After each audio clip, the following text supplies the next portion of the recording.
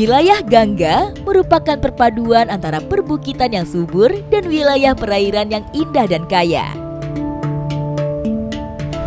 Saat surut seperti ini, masyarakat pesisir memanfaatkan momen mencari biota laut untuk dikonsumsi.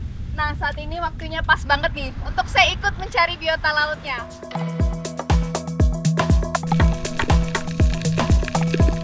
Berenang tak jauh dari pantai, mata saya langsung disuguhi pemandangan bawah air yang mempesona.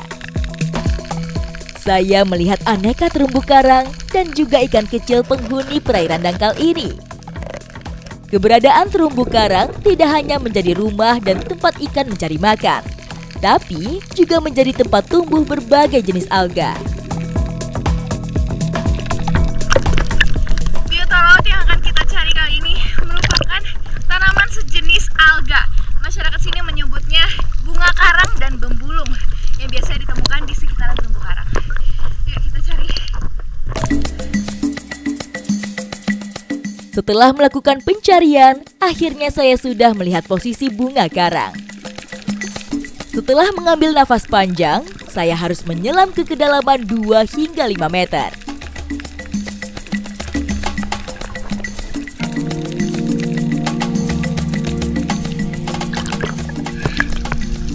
Nah, ini dia bunga karangnya. Tumbuhan ini bagus untuk ekosistem laut. Selain dapat memfilter air, tanaman ini juga menjadi makanan untuk ikan-ikan sekitarnya. Bapak, foto.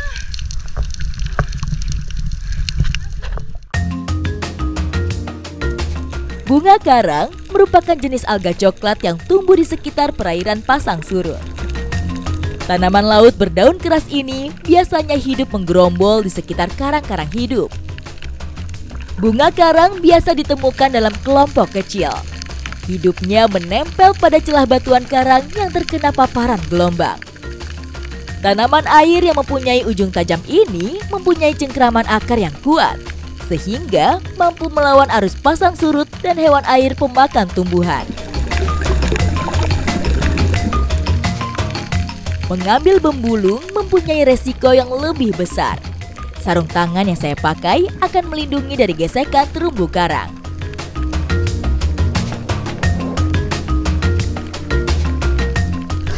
Nah, ini perbedaan bunga karang dan bembulungnya.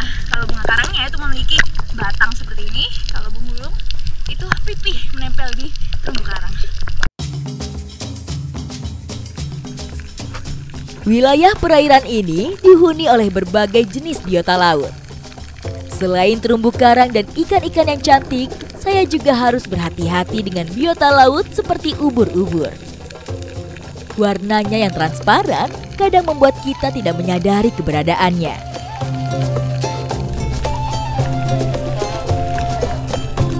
Tak hanya keindahan terumbu karang dan kehidupan bawah lautnya saja. Wilayah pesisir Gangga juga terdapat beberapa sumber air tawar yang keluar dari dasar laut. Di sekitaran tempat pencarian kita itu ternyata ada lubang air bual. Masyarakat setempat mempercayai kalau lubang itu mengeluarkan air tawar dari cekungan jati.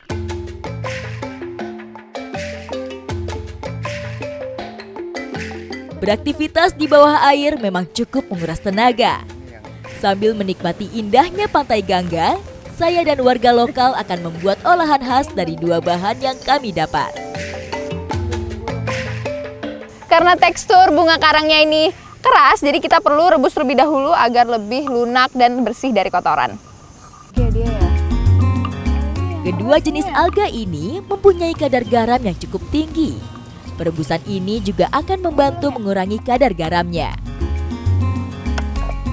Ini warna airnya sudah mulai berubah, itu artinya bunga karangnya sudah mulai bersih. Jadi kotorannya sudah terpisah dari bunga karangnya. Udah bisa diangkat ya, Pak? Udah.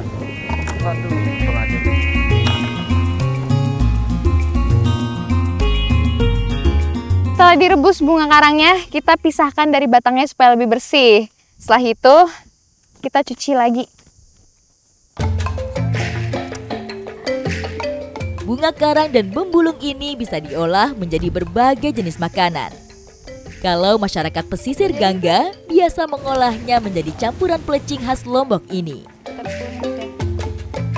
Mai ya. Gati. Ayo kita campur dulu dengan perasan jeruk. Bagi masyarakat pesisir Gangga, kedua jenis alga ini bisa menjadi bahan makanan alternatif yang sudah mereka kenal sejak dulu. Memakan pelecing kayaknya kurang sedap kalau kita tidak campur dengan kerupuk atau opak-opak khas Lombok Utara. Bunga karang dan bembulung memang tidak sefamiliar rumput laut. Namun setelah mencobanya, rasanya begitu unik dan nikmat.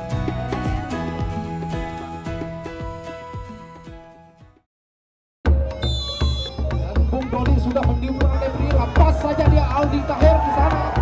Masih Raka Lawe, acak-acak dia sikat saja Raka Lawe. Riuh penonton sudah memenuhi arena. Tandanya perlombaan gasing akan segera dimulai. Di Dusun Papak, Kecamatan Gangga, terdapat permainan tradisional yang sudah menjadi bagian dari masyarakat suku Sasak, yaitu gangsing.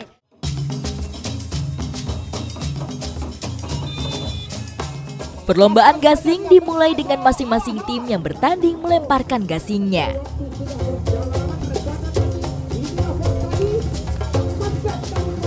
Jadi permainan ini menggunakan gangsing ceper, perpaduan antara besi dan kayu. Walaupun dari luarnya itu kelihatan hanya kayu, tapi bagian dalamnya ada besinya nih.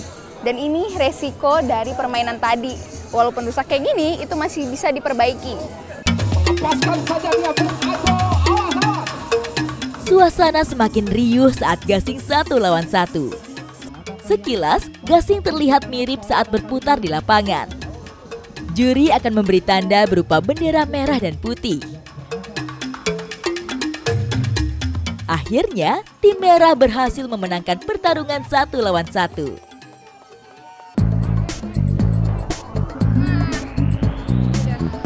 Jantung saya berdebar saat main gasing dilihat oleh ratusan pasang mata.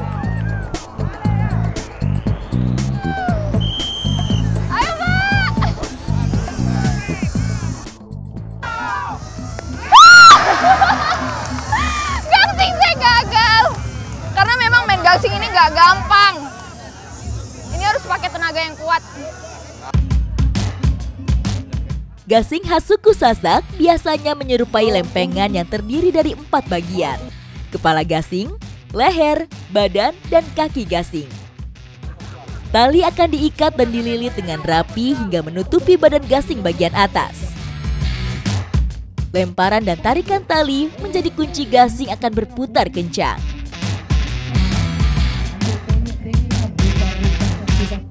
Dari tadi gangsing saya gagal nih. Karena ternyata ikatan pertamanya itu harus kuat biar gangsingnya bisa berputar. Saya jadi malu nih, gangsing saya gagal terus.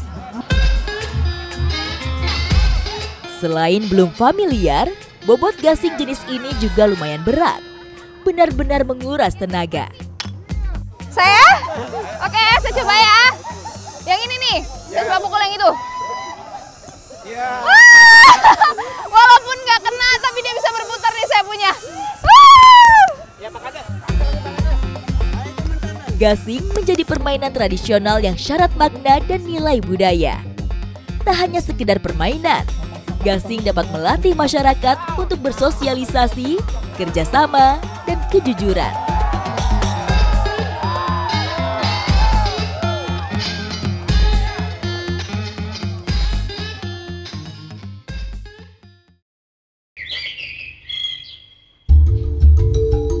Meskipun bertani sudah menjadi mata pencaharian secara turun-temurun selama ratusan tahun, namun masyarakat Sasak tidak meninggalkan tradisi leluhur mereka hingga sekarang. Salah satunya tradisi menanam binek atau menanam padi. Petani adalah mata pencaharian utama masyarakat Sasak di Desa Rempe. Dan tradisi menanam bine adalah tradisi yang wajib dilakukan oleh masyarakat Sasak. Nah, saat ini saya akan ikut nih melakukan proses menanam bine di Desa Rempe. Dalam tradisi ini dipimpin oleh tetua adat dengan perlengkapan yang komplit. Selain sirih pinang, terdapat besi dan benang yang ditancapkan ke sawah. Selain itu, ada ranting pohon 3 cabang yang ikut ditanam. Tradisi ini berisikan doa dengan pengharapan padi akan tumbuh subur bebas dari hama dan panen akan melimpah.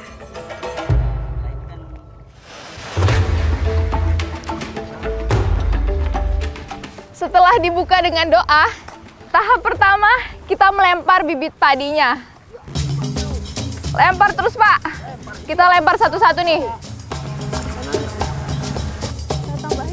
Saya cukup kaget dengan cara petani di sini meletakkan bibitnya ke petak-petak sawah.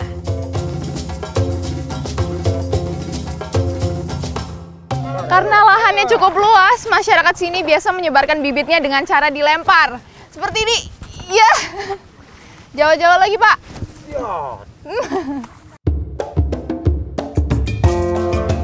Dengan tipikal persawahan terasering, melempar bibit ke tiap petak sawah akan mempermudah pekerjaan petani. Untuk menanam padi ini harus diberikan jarak, dan masyarakat sini itu sudah biasa dan nggak perlu memerlukan alat. Jarak tanam yang cukup akan membuat bibit padi tumbuh dengan baik dan maksimal menyerap makanan dari dalam tanah. Untuk menanam ini lumayan pegal, karena kita nggak boleh jongkok ya, Pak.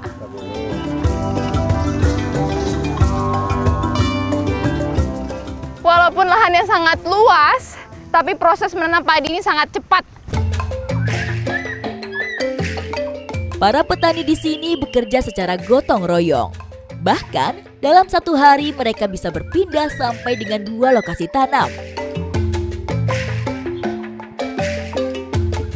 Akhirnya waktu yang saya tunggu-tunggu tiba.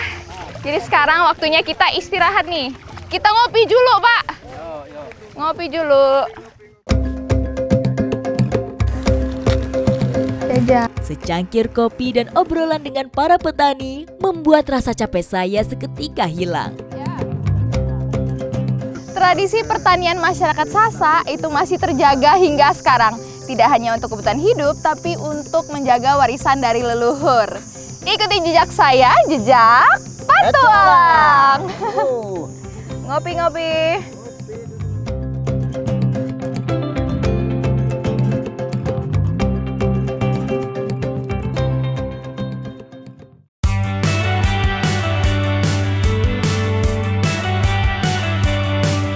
Selama ratusan tahun, tradisi warisan leluhur tetap dipertahankan di tengah keseharian masyarakat Sasak di Kecamatan Gangga, Lombok Utara.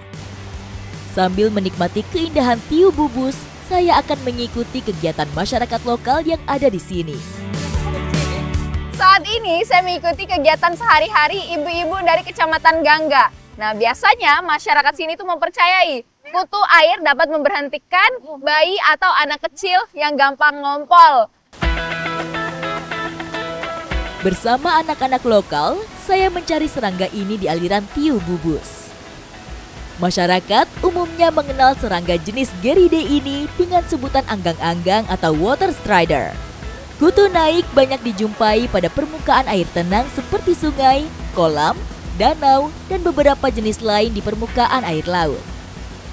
Nah, ini dia, saya dapat satu kutu airnya atau masyarakat sini menyebutnya kutu naik. Kutu naik ini merupakan indikator yang menandakan kalau sungai di sini itu kualitas airnya bagus.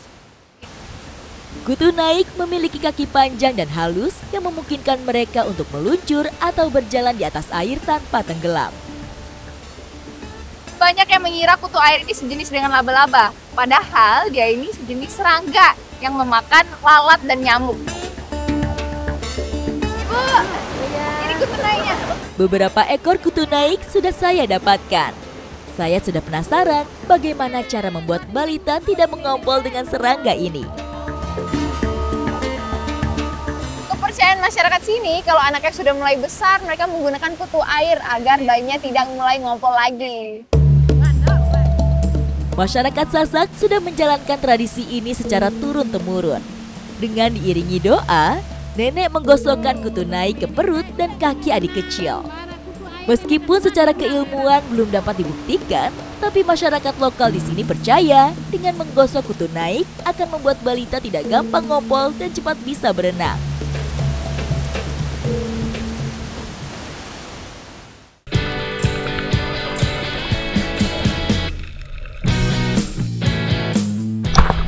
Memegang udang mantis ini kita perlu berhati-hati karena di bagian kanan, kiri, dan bagian belakangnya itu sangat tajam.